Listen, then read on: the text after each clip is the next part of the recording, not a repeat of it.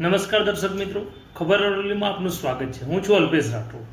આજે વાત કરવી છે મોડાસા શામળાજી માર્ગની. મોડાસા શામળાજી માર્ગ ચોમાસું શરૂ થયું કે તરત જ બિસ્માર બની ગયો છે. આ માર્ગ ઉપર રોજના હજારો નાના મોટા વાહનો પસાર થતા હોય છે અને આ રસ્તાની બાજુમાં જ આજુબાજુમાં શોપિંગ સેન્ટરો, રહેણાંક મકાનો અને બીજા કેટલીક પ્રોપર્ટીઓ પણ આવેલી છે, જેના કારણે આ રસ્તા પરથી ઉડતી ડસ્ટના કારણે લોકોને પારાવાર મુશ્કેલીઓ વેઠવી પડી છે.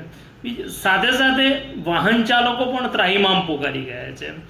આ રસ્તાના દુરસ્તીકરણ માટે વારંવાર મીડિયામાં પણ સમાચારો પ્રસિદ્ધ થયા છે અને સાથે સાથે લોકોએ પણ રજૂઆતો કરી છે, પરંતુ નથી માર્ગ અને મકાન વિભાગ જાગ્યું કે નથી રસ્તાનું જેનું કામ છે. માનો કે નેશનલ હાઈવે છે તો હાઈવેના જે જવાબદારો છે તે પણ જાગતા નથી.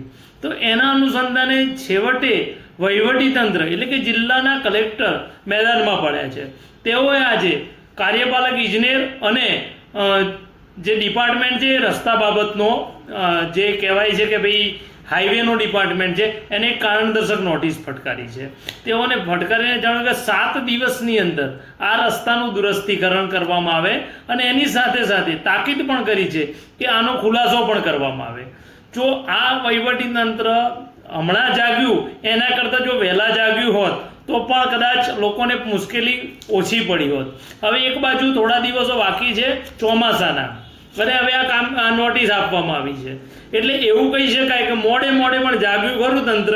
એટલે વાહન ચાલકો માટે અરવલ્લી જિલ્લાનું વહીવટીતંત્ર આશીર્વાદરૂપ બની રહેશે. પણ ખરેખર નોટિસ આપ્યા પછી આ કામગીરી થશે કે કેમ એ પણ એક મોટો સવાલ છે.